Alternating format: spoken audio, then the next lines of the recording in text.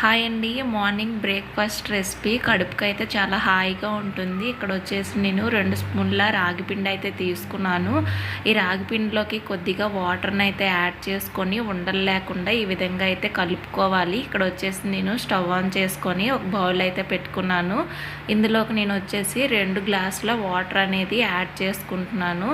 ఈ వాటర్లోనే కొద్దిగా సాల్ట్ అయితే యాడ్ చేస్తున్నాను. అలాగే ఇక్కడ వచ్చేసి నేను కొద్దిగా బెల్లాన్ని అయితే యాడ్ చేసుకున్నాను. బెల్లం ఇష్టం లేకపోతే పంచదార అయినా యాడ్ చేసుకోవచ్చు. ఈ విధంగా మరిగినాక ఇక్కడ ముందుగా మనం కలిపి పెట్టుకున్నాం కదా రాగి పిండిని, ఈ పిండిని అయితే ఇందులో వేసేసుకొని బాగా ఉడికించుకోవాలి.